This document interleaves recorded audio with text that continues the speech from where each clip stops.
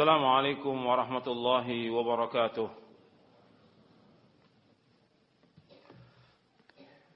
إن الحمد لله نحمده ونستعينه ونستغفره ونعوذ بالله من شرور أنفسنا ومن سيئات أعمالنا. من يهده الله فلا مضل له ومن يضلل فلا هادي له. أشهد أن لا إله إلا الله وحده لا شريك له وأشهد أن محمدا عبده ورسوله. يا أيها الذين آمنوا اتقوا الله حق تقاته ولا تموتن إلا وأنتم مسلمون.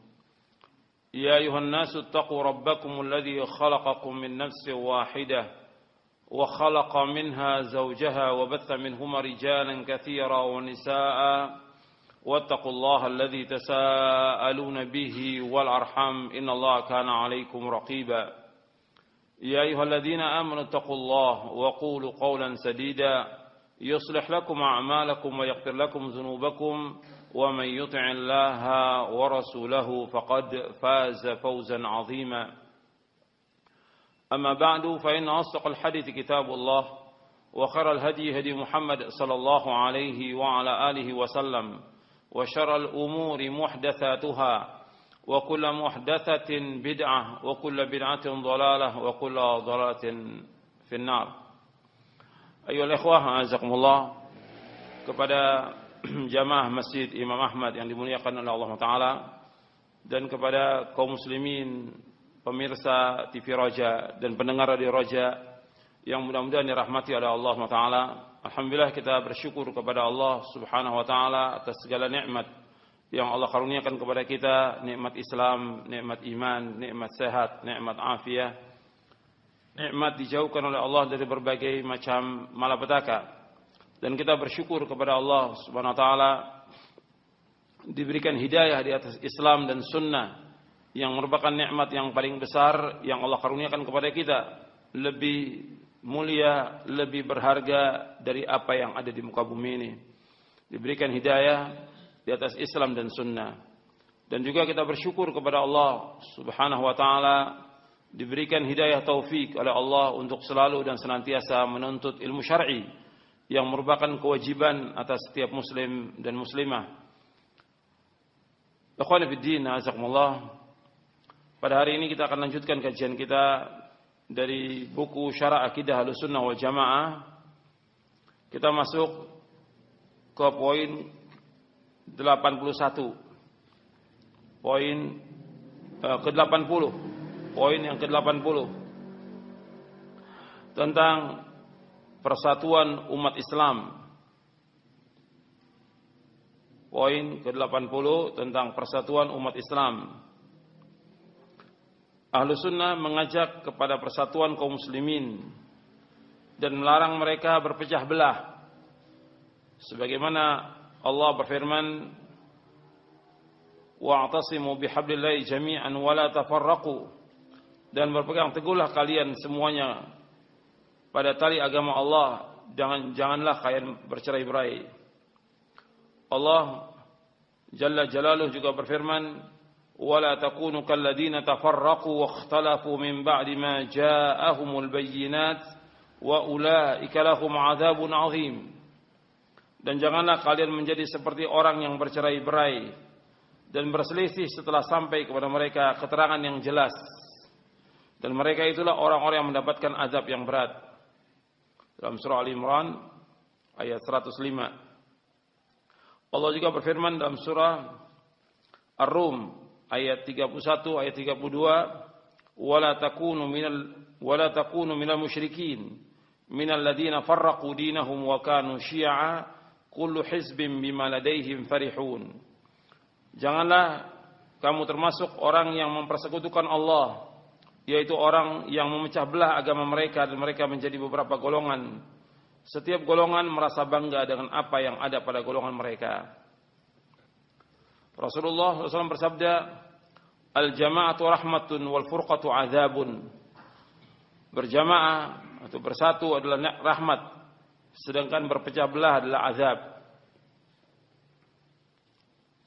Hadis ini hadis yang sahih. Hadis ini sahih Jadi al-jama'atu rahmatun diriwayatkan oleh Imam Ahmad dan yang lainnya. Jadi al-jama'ah rahmatun wal furqatu adzabun diriwayatkan oleh Imam Ahmad dan juga Imam Ibnu Abi Asim dari sahabat Nu'man bin Bashir radhiyallahu anhuma. Hadis ini al-jama'atu rahmatun wal furqatu adzabun ini bantahan juga kepada hadis yang mungkar, hadis yang batil yang mengatakan ikhtilafu ummati rahmatun. Perselisihan umatku rahmat. Ini hadis ini mungkar. Dilemahkan oleh para ulama ahli hadis. Jadi perkataan hadis ikhtilafu ummati rahmatun ini hadis dhaif. Maka dikatakan oleh As-Subuki hadis ini enggak ma'ruf, artinya enggak ada asalnya di sini. Maksud saya hadis ini tidak ada asalnya. Bahkan dikatakan oleh Muhammad bin Hazm bahwa hadis ini batil, makdzub. Dalam sanadnya yang pertama ada Sulaiman bin Abi Karima yang dilemahkan oleh Abu Hatim Ar-Razi. Kemudian yang kedua dalam sanadnya ada Juwaibir.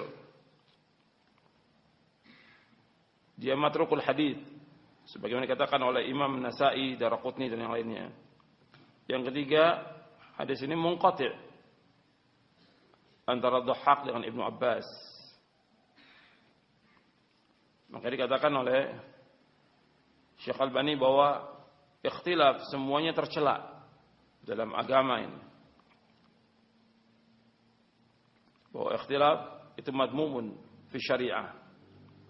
Jadi hadis ini tidak ada asalnya dan dijelaskan oleh para ulama hadis, rawi-rawinya juga rawi-rawi yang lemah dan tidak bisa dipakai sebagai hujjah. Kemudian ikhwan fillah azakumullah, bahwa Ahlussunnah ini mengajak kepada persatuan yang dilandasi pada Al-Qur'an dan As-Sunnah menurut pemahaman salafus saleh. Ini harus kita perhatikan, maka saya bawakan di sini tentang persatuan umat Islam. Karena ada anggapan bahwa orang yang mengikuti Quran wa sunnah ala fahmi salaf itu memecah belah umat, mencerai-beraikan umat. Ini perkataan yang batil. Justru kita mengajak umat ini bersatu di atas landasan Al-Quran, di atas landasan sunnah, di atas landasan pemahaman salafus saleh. Kalau kita berusaha untuk mengajak kemudian mereka tidak mau ikut, berarti yang memecah belah umat itu yang tidak mau ikut jalan yang lurus, bukan kepada orang yang mengajak. Sebagaimana para anbiya war rusul alaihimus salatu wassalam, mereka sudah berusaha mengajak umatnya untuk mentauhidkan Allah, beribadah hanya kepada Allah, dan melarang mereka untuk beribadah kepada selain Allah. Di antara mereka ada yang menerima, di antara mereka ada yang tidak terima.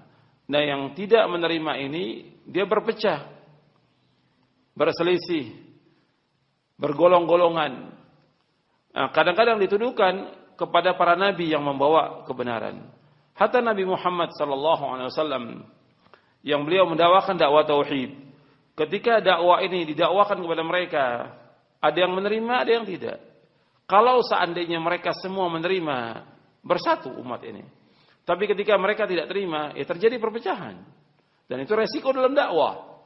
Ketika kita mendakwakan kebenaran, ada yang mau terima, itu bergabung di atas persatuan, di atas manhaj yang hak. Tapi ketika mereka tidak menerima, mereka yang berpisah dari jamaah yang hak ini.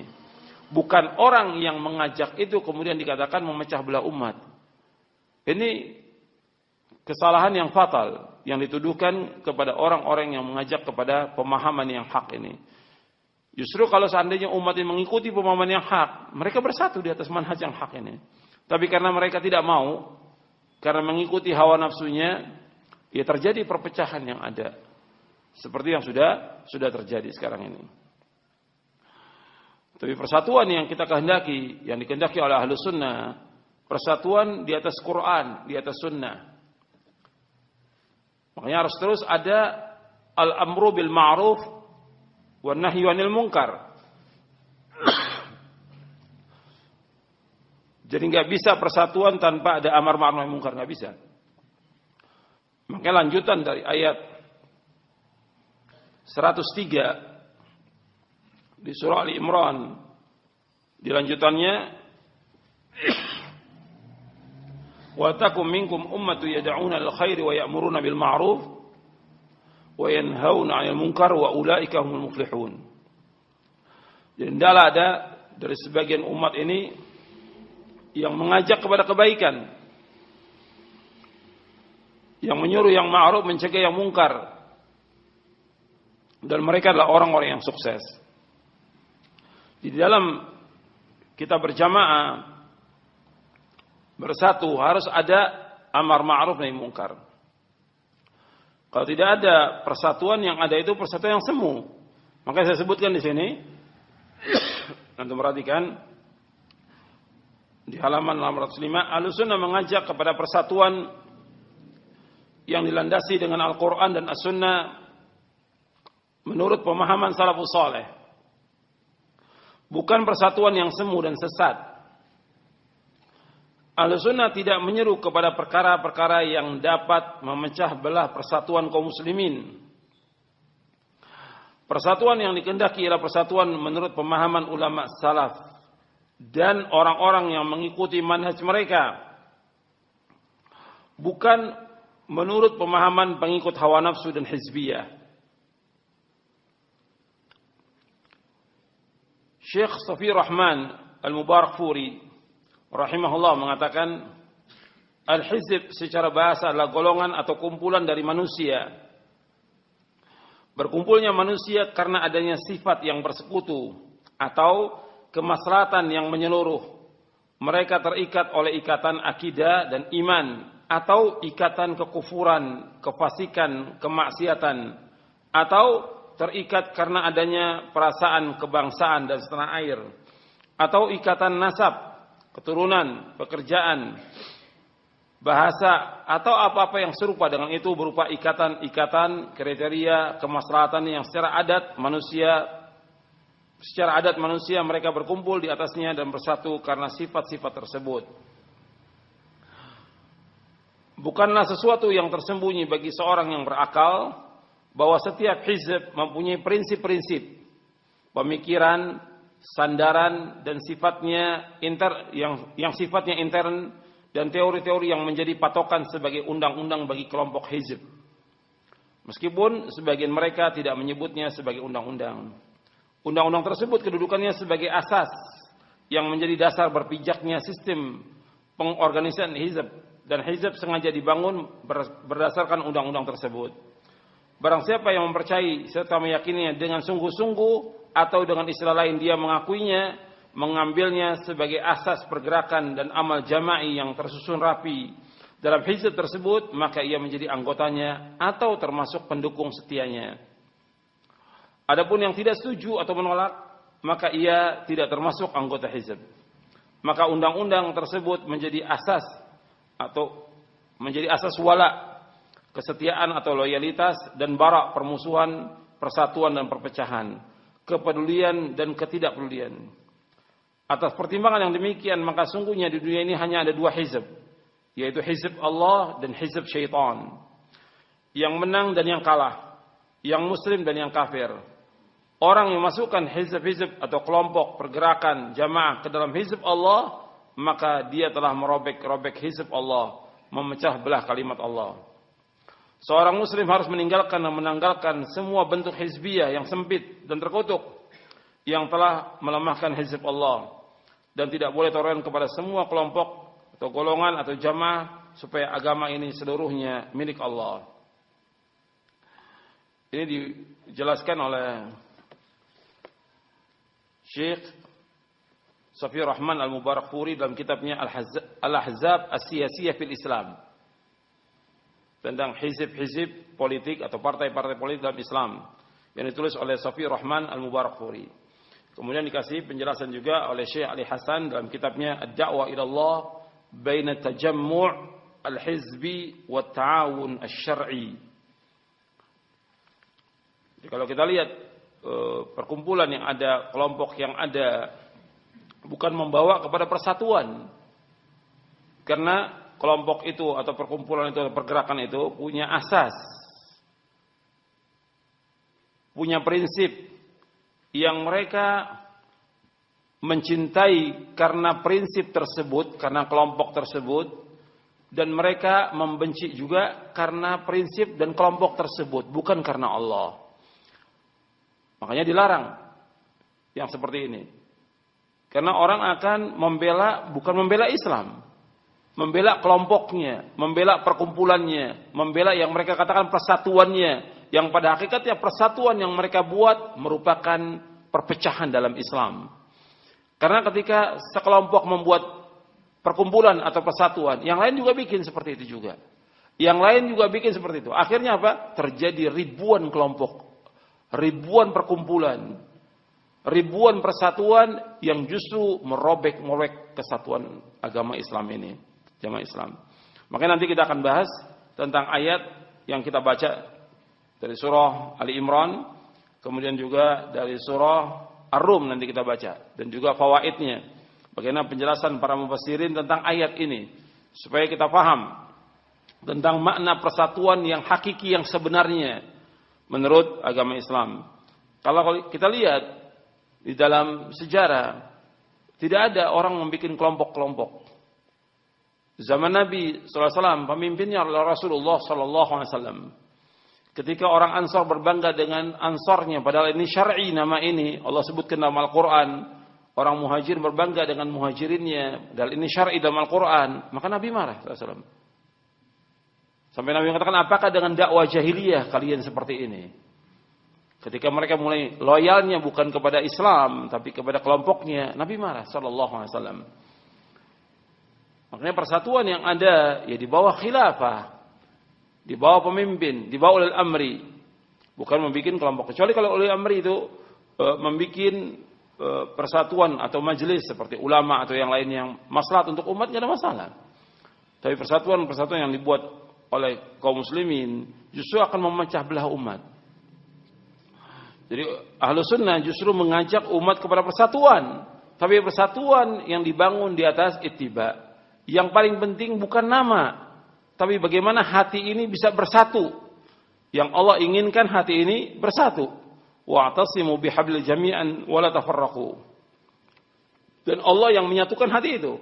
Kita hanya mengajak umat kepada Al-Quran wa sunnah fahmi salaf.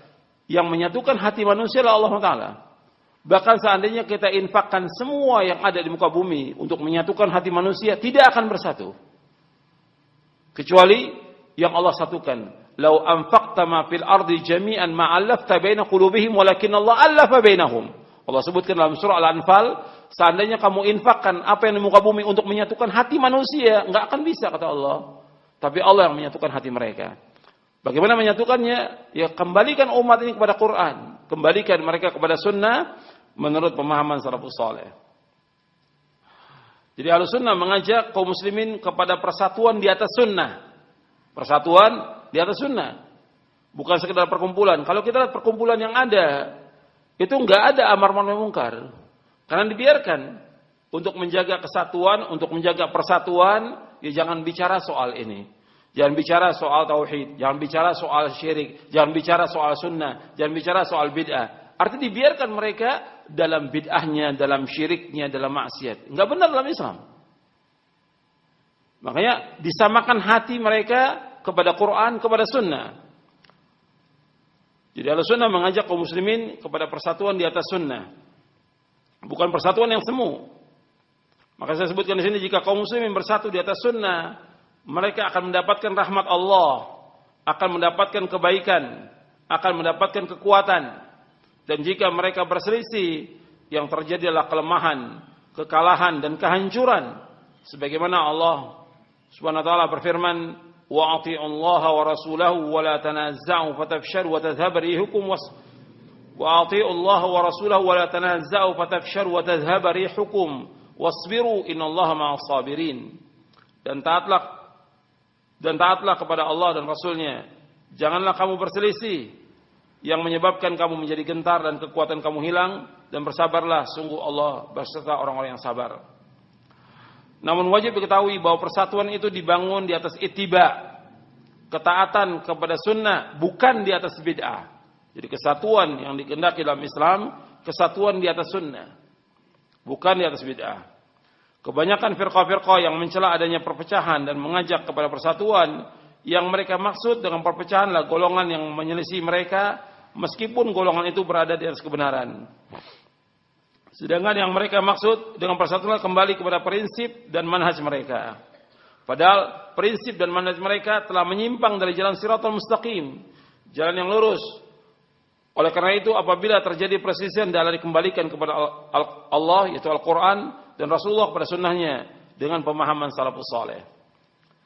Anda perhatikan di sini, ya.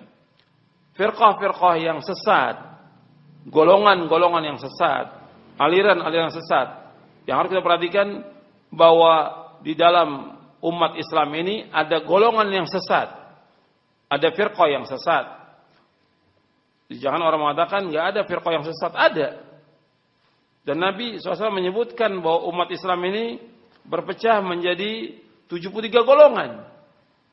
72 masuk neraka, 1 yang masuk surga. Ini yang harus kita perhatikan. Dan di awal kitab ini, antum perhatikan, di awal kitab ini, di awal kitab Aqidah, Syarah Aqidah Ahlussunnah wal Jamaah, saya sudah jelaskan dalam mukadimahnya. Antum lihat di halaman 14, halaman 15. Dan selanjutnya halaman 16 juga. Saya jelaskan di mukadimah dalam buku Syarah Aqidah Ahlussunnah wal Jamaah, Islam yang Allah karuniakan kepada kita, yang harus kita pelajari, pahami dan amalkanlah Islam yang bersumber dari Al-Quran dan As-Sunnah, yang sahih menurut pemahaman para sahabat, yaitu salafus saleh. Pemahaman para sahabat radhiyallahu anhum ajma'in, yang merupakan aplikasi langsung dari apa yang diajarkan oleh Rasulullah SAW, adalah satu-satunya pemahaman yang benar. Dan akidah serta manhaj mereka adalah satu yang benar. Sesungguhnya jalan kebenaran menuju kepada Allah hanya satu, sebagaimana sabda Rasulullah SAW tentang hadis iftiraqul ummah, tentang perpecahan umat. An Auf bin Malik radhiyallahu anhu qala Rasulullah SAW, iftaraqatil yahudu ala 71 firqatan, wa wahidatun fil jannah wa 70 fil nar. وافترقت النصارى على 72 فرقة ف71 في النار وواحدة في الجنة والذي نفس محمد بيده لتفترقن أمتي على 73 فرقة واحدة في الجنة و72 في النار قيل يا رسول الله من هم قال الجماعة. Dari sahabat Auf bin Malik radhiyallahu anhu, ia berkata, Rasulullah sallallahu alaihi wasallam bersabda, umat Yahudi berpecah menjadi 71 golongan. Makanya satu golongan yang masuk surga dan 70 golongan masuk neraka. Umat Nasrani berpecah belah menjadi 72 golongan dan 71 golongan masuk neraka, dan hanya satu golongan yang masuk surga. Dan demi Allah yang jiwa Muhammad berada di tangannya, sungguh akan berpecah umatku menjadi 73 golongan. Hanya satu golongan yang masuk surga dan 72 golongan masuk neraka. Rasulullah SAW ditanya, wahai Rasulullah, siapakah mereka yang satu, yaitu golongan yang selamat? Terus menjawab, al-jamaah. Hadis ini hasan, diriwayatkan oleh Imam Ibnu Majah, dan ini lafadznya dalam Kitabul Fitan, bab iftiraqul umam, Al-Lalikai dalam Syarah Usul I'tiqad Ahlussunnah wal Jamaah, Ibnu Abi Hasim dalam kitabnya As-Sunnah. Dan hadis ini hasan, dihasankan juga oleh Syekh Al-Albani dalam silsilah ahadits as-sahihah di juz yang ketiga. Satu golongan umat Yahudi yang masuk surga adalah mereka yang beriman kepada Allah dan kepada Nabi Musa alaihi salatu wassalam, serta mati dalam keadaan beriman. Begitu juga satu golongan yang umat Nasrani yang masuk surga adalah mereka yang beriman kepada Allah dan kepada Nabi Isa sebagai nabi, rasul dan hamba Allah, serta mati dalam keadaan beriman. Adapun setelah diutus Nabi Muhammad SAW, maka semua umat Yahudi dan Nasrani, mereka wajib untuk masuk ke dalam Islam. Setelah diutusnya Nabi Muhammad sallallahu alaihi wasallam, maka umat Yahudi atau Nasrani mereka wajib masuk dalam agama Islam. Karena Nabi Muhammad sallallahu alaihi wasallam sebagai penutup para nabi dan para rasul. Kalau seandainya orang-orang Yahudi atau Nasrani mereka tidak masuk agama Islam, maka mereka pasti menjadi penghuni neraka.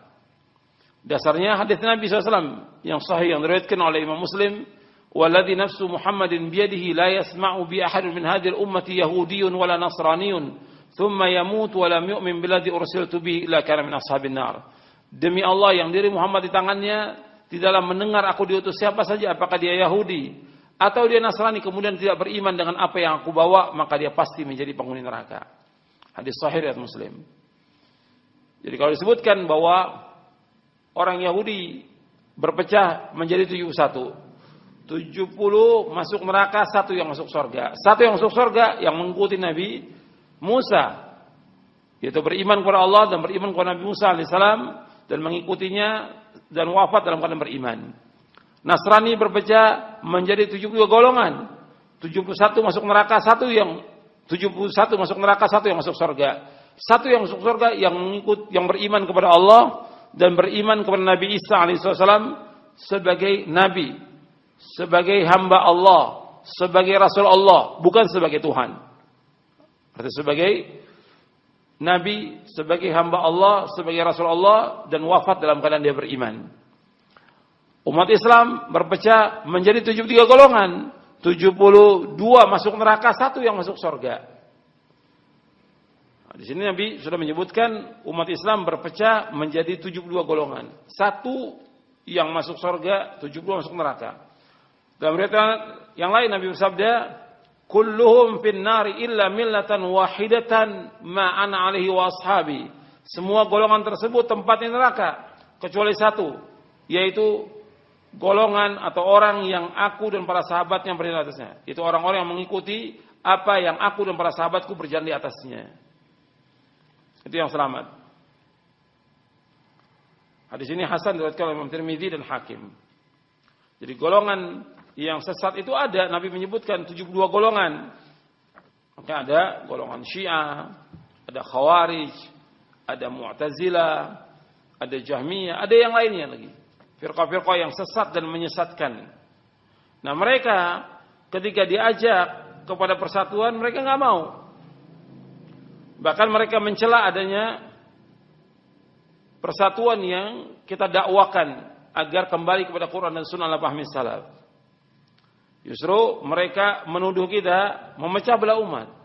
Mereka ini sudah berpecah belah, membuat kelompok sendiri. Nah mereka mencela adanya persatuan. Yang mereka maksud bahwa kita ini berpecah dengan mereka karena menyelisih mereka. Sebab kita mendakwakan dakwah yang hak, dakwah tauhid, dakwah sunnah. Jadi mereka mengatakan bahwa bersatu itu kalau kembali kepada prinsip mereka. Tapi kalau kita berpegang pada prinsip Quran wa sunnah ala fahmi salaf, mereka mengatakan bahwa ini prinsip yang memecah belah umat. Kata mereka demikian. Justru prinsip yang mereka pegang, manhaj yang mereka pegang, yang mereka yakini, yang mereka jalani, ini semuanya telah menyimpang dari siratal mustaqim, jalan yang lurus. Oleh karena itu kalau kita ingin bersatu, kita kembalikan umat ini kepada Quran dan Sunnah. Kalau terjadi perselisihan, Allah sebutkan dalam Al-Quran, kembalikan kepada Quran, kembalikan Sunnah. Allah berfirman dalam surah An-Nisa, surah yang keempat, ayat 59. Ya ayyuhalladzina amanu athi'ullaha wa athi'ur rasula wa ulil amri minkum fa in tanaza'tum fi syai'in farudduhu ila Allahi war rasul in kuntum tu'minuna billahi wal yawmil akhir dzalika khairun wa ahsanu ta'wila. Allah berfirman, wahai orang beriman, taatlah kepada Allah, taatlah kepada Rasul, dan ulil amri di antara kalian. Apabila kalian berselisih tentang suatu, kembalikan kepada Allah dan Rasulnya. Jika kalian beriman kepada Allah dan akhir, yang demikian yang paling baik dan sebaik-baik akibatnya. Jadi Allah menyebutkan apabila kalian berselisih tentang sesuatu, kembalikan kepada Allah, kembalikan kepada Quran, kembalikan kepada Rasul, kembalikan kepada Sunnah. Jadi kalau ada perselisihan, kembalikan. Lihat rujukannya, Karena agama Islam agama dalil, bukan kata guru, bukan kata nenek moyang, bukan kata kebiasaan, bukan adat istiadat, tapi bagaimana kata Allah dan Rasulnya. Kembalikan. Jadi Ahlussunnah wal Jamaah memerintahkan kaum muslimin kepada persatuan umat Islam atas dasar sunnah dan melarang berpecah belah serta bergolong-golongan. Ahlussunnah juga memerintahkan umat Islam untuk berada dalam satu barisan di atas sunnah Rasulullah SAW dalam menghadapi musuh-musuh mereka. Adapun kelompok bawah tanah, jamaah-jamaah sempalan dan baiat-baiat yang dikenal sebagai baiat dakwah merupakan penyebab timbulnya perpecahan dan fitnah. Baiat hanya boleh diberikan kepada orang yang ditunjuk oleh ahlul halli wal aqdi, semacam lembaga yudikatif, atau kepada seorang muslim yang berkuasa dengan kekuatannya, meskipun ia seorang yang zalim. Ahlussunnah berpendapat tentang hadis Nabi SAW, man mata wa laysa fi unuqi bai'atun mata mitatan jahiliyah. Barang siapa mati sementara ia belum berbaiat, maka kematiannya terhitung kematian jahiliyah. Hadis ini sahih dari Imam Muslim dan Baihaqi dari sahabat Ibnu Umar. Sanksi yang tersebut dalam hadis di atas ditunjukkan kepada orang yang tidak membaiat penguasa yang telah ditunjuk dan disepakati oleh ahlul halli wal aqd. Sebagaimana dikatakan oleh Imam Ahmad bin Hanbal ketika menjawab pertanyaan Ishaq bin Ibrahim bin Hani tentang hadis di atas, beliau Imam Ahmad menjawab yang dimaksud dengan imam adalah yang kaum muslimin seluruhnya berkumpul untuk membaiatnya. Itu adalah imam. Dan demikianlah makna hadis ini. Tidak sebagaimana diklaim oleh setiap jamaah atau setiap kelompok. Al-Katsiri dalam kitabnya Faidul Bari berkata, ketahuilah bahwa hadis tersebut menunjukkan bahwa yang dianggap baiat yang sah adalah yang dibaiat oleh seluruh kaum muslimin. Jadi baiat yang sah itu yang seorang imam yang dibaiat oleh seluruh kaum muslimin. Kalau seandainya ada 2 orang atau 3 orang yang membaiat, maka itu tidak dikatakan sebagai imam sampai dibaiat oleh seluruh kaum muslimin atau oleh ahlul halli wal aqd. Jadi ancaman tentang meninggalkan baiat diancam dengan mati jahiliyah itu berlaku bagi orang yang tidak berbaiat kepada imam yang berkumpul padanya seluruh kaum muslimin atau yang diwakilkan oleh ahlul halli wal aqd. Adapun yang dilakukan oleh kelompok-kelompok atau jamaah-jamaah adalah baiat yang bid'ah yang harus ditinggalkan. Sebagaimana yang dikatakan oleh Rasulullah SAW kepada Hudzaifah, yaitu ketika tidak adanya jamaah dan imam, maka ia harus meninggalkan semua jamaah. Rasulullah SAW bersabda, talzamu jama'atal muslimin wa imamahum. Faqultu fa illam takun lahum jama'atun wala imamun, qala fa'tazil tilkal firaqa kullaha walau an ta'addu ala asli syajaratin hatta yudrikakal maut wa anta ala dzalik.